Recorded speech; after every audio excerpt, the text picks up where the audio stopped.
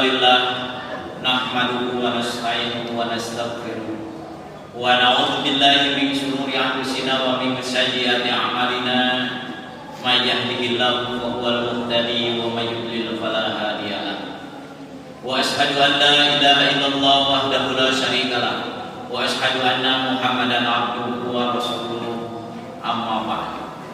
Faqala Allah Ta'ala fil Qur'anil Karim, a'udzu billahi minasy syaithanir rajim.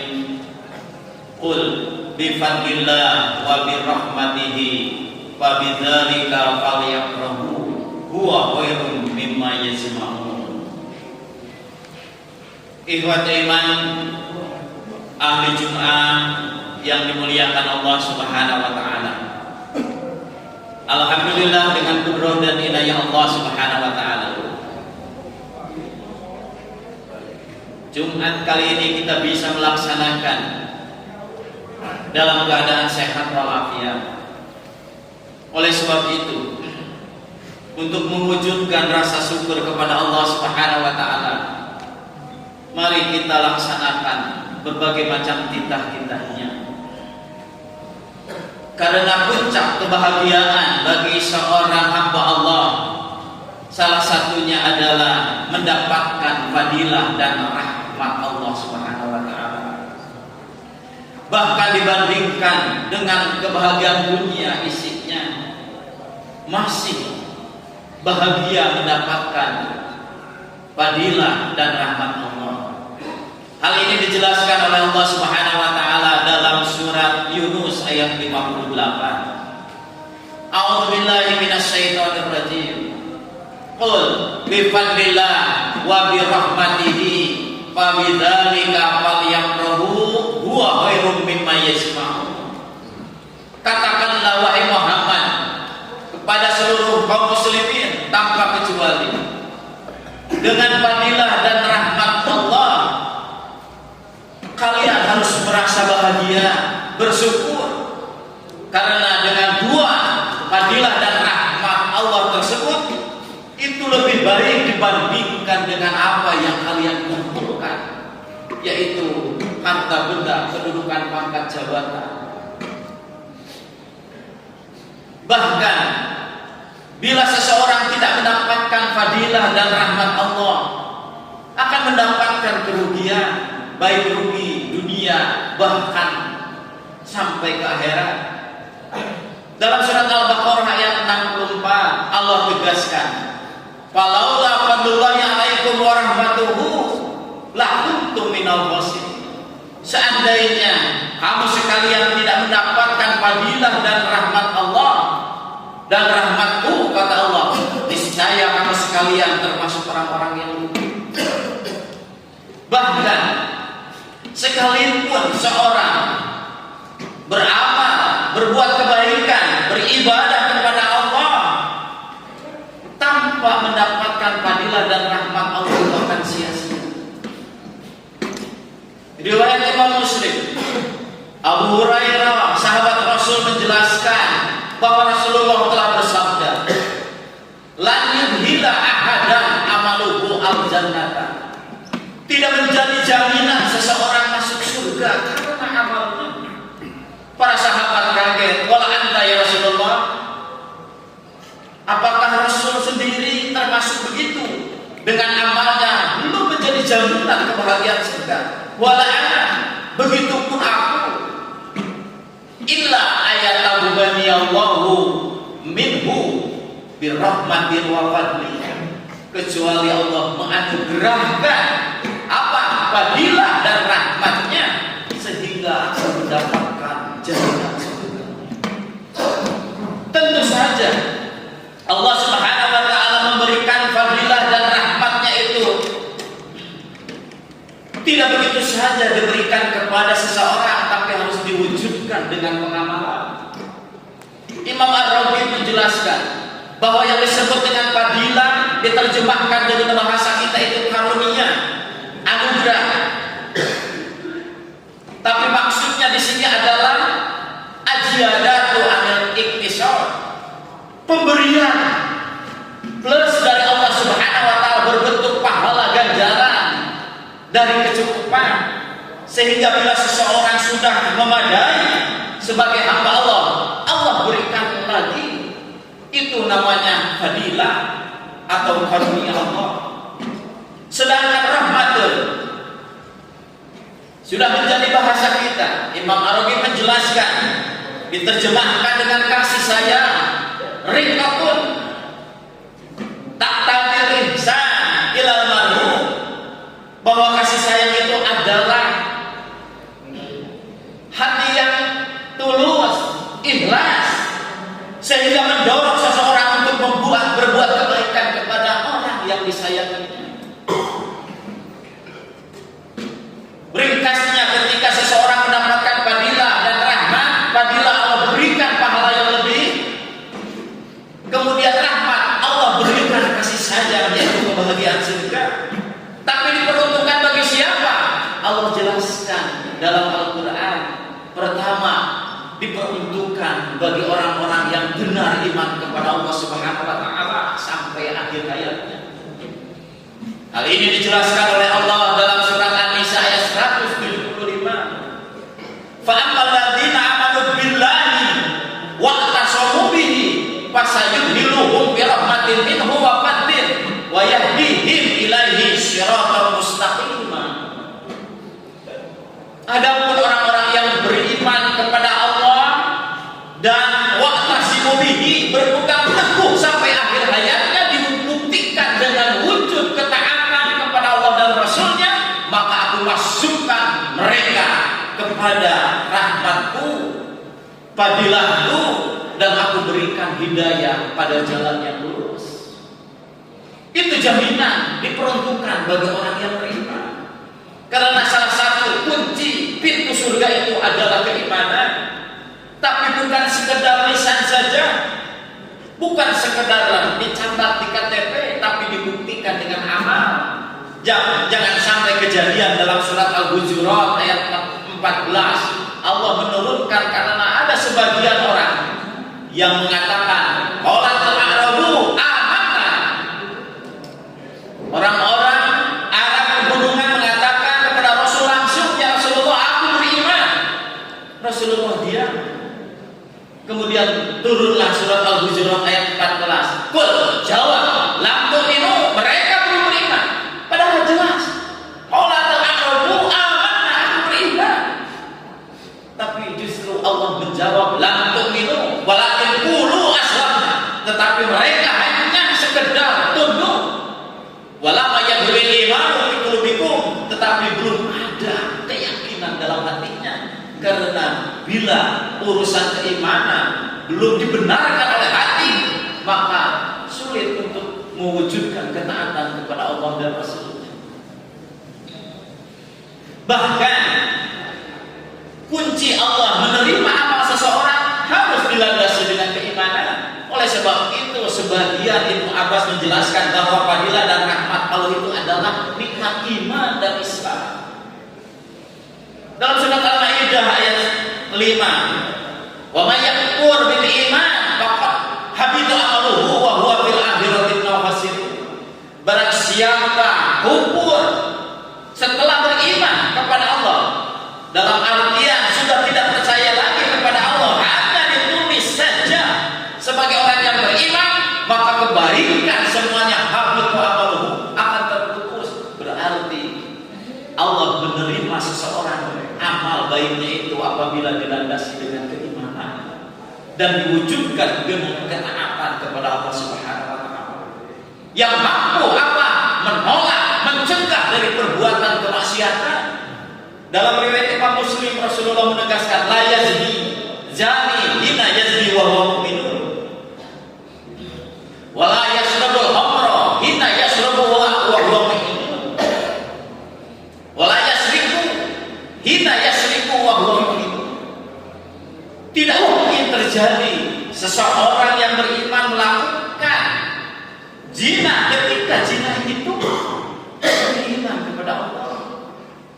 Tidak mungkin seseorang berani minum minuman keras, khamr, ketika meminumnya itu beriman.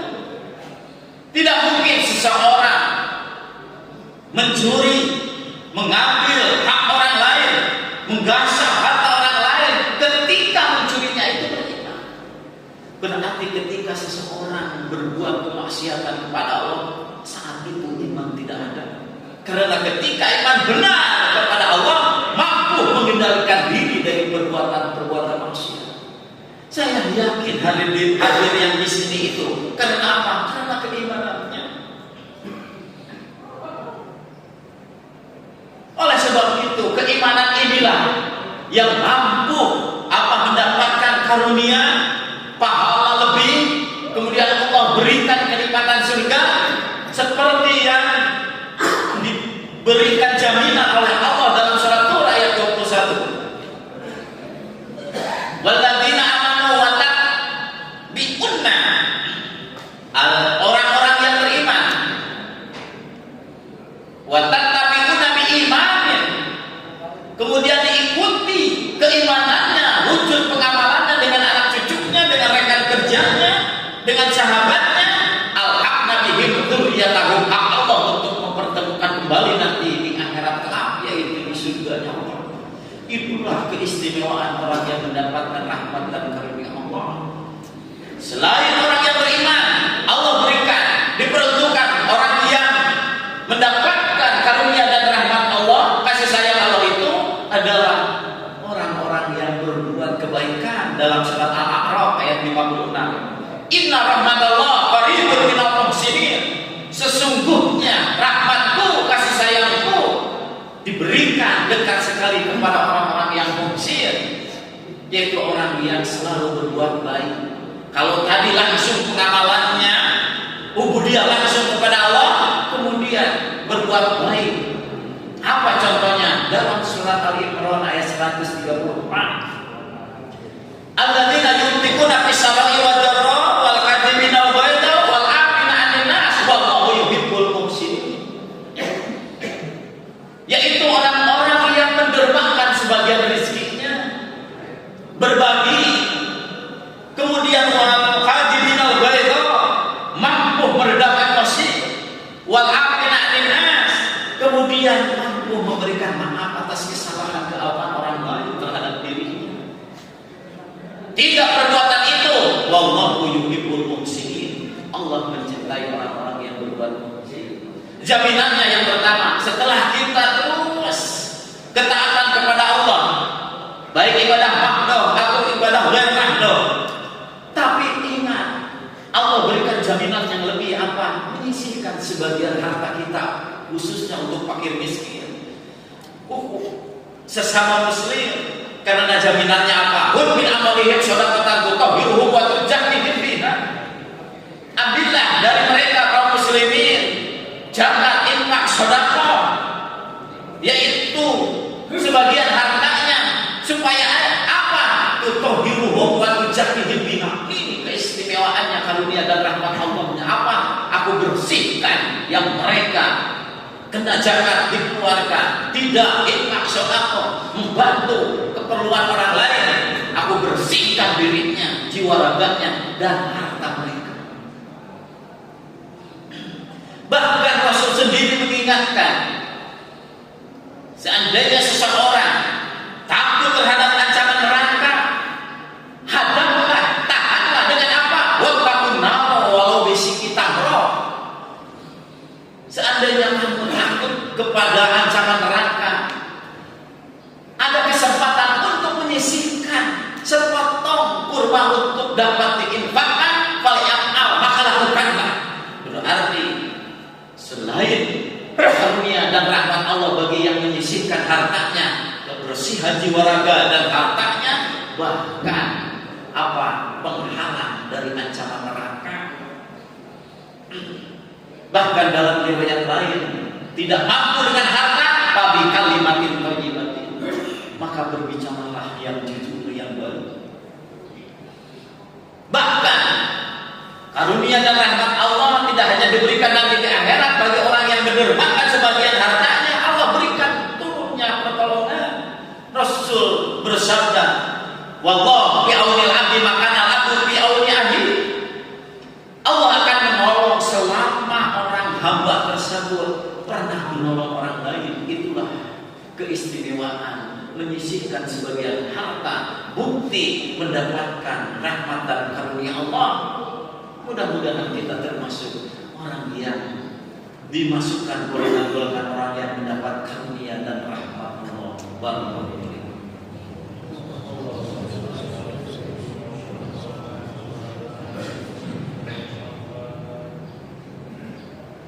Alhamdulillahirabbil alamin wa bihi nasta'inu ala umuri dunya waddin. Wassalatu wassalamu ala asyrafil anbiya'i wal mursalin wa ala alihi wa sahbihi ajma'in. Wa asyhadu an la ilaha illallah wahdahu la syarika lah wa asyhadu anna Muhammadan abduhu wa rasuluhu. Amma ba'd. Orang muhsin selain menyumbangkan sebagian hartanya untuk mendapatkan rahmat dan karunia Allah itu, wal qadimina wa ghairu. Ini urusan kita masing-masing, urusan emosi. Saya yakin Allah memberikan ujian berbagai macam bentuk kebaikan ataupun kejelekan, ujian dari Allah, sehingga ketika menimbulkan emosi marah, bagi siapa yang mampu meredamnya, maka jaminannya, kata Rasulullah SAW, apa? Di hadapan Allah orang tersebut adalah orang yang kuat. Ketika Rasulullah menjelaskan bahwa yang kuat itu bukan mampu orang mempunyai kekuatan fisik, tapi alladzi yamliku nafsahu indal ghadab, tapi orang yang mampu meredam emosi. Innal ghadaba minas syaitan. Meskipun kita melandaskan ini kebenaran, menyelesaikan masalah, tapi dilandasi dengan emosi, tetap saja karena sumber awalnya bahwa emosi itu dari syaitan. Maka Rasulullah SAW selalu mengingatkan, ketika ada seseorang, "Ausoni ya Rasulullah, berilah aku nasihat ya Rasulullah." Kemudian Rasulullah mengatakan, "La taghdab." Kemudian apalagi ya Rasulullah, "Taghdab, la taghdab," sampai 3 kali. Jangan marah, jangan emosi, jangan emosi. Kemudian orang tersebut mengamalkannya dan dia mengatakan, berkesimpulan bahwa innal ghadaba yazma'u syarrutahu, bahwa emosi itu membukakan masalah-masalah kejahatan semuanya. Kemudian yang ketiga, orang yang mendapatkan karunia rahmat Allah selain menyisihkan sebagian harta, menahan emosi, wa'afina 'anil nas, selalu memaafkan atas kesalahan orang lain. Kata-katanya, kalimatnya wal afu. Afu itu adalah memaafkan dan tidak sedikit pun untuk membalas dendam.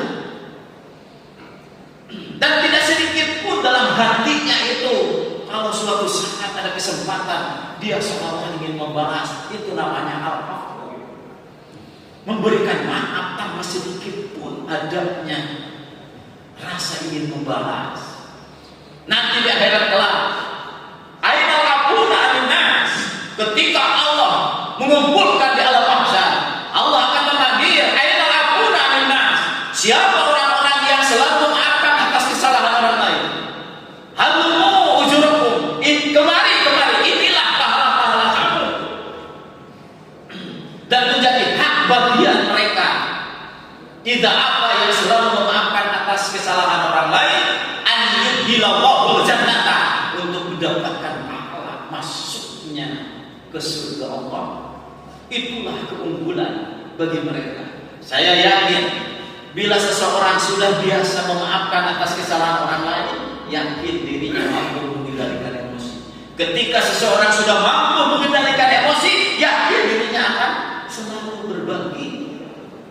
Nah, di sanalah Allah akan memasukkan mereka, orang-orang yang melakukan seperti tadi, iman yang mampu mewujudkan dengan ketaatan, yaitu amalnya langsung kepada Allah, kemudian dalam kehidupannya selalu menyisihkan hartanya, mampu mengendalikan emosi, dan selalu memaafkan atas kesalahan orang lain.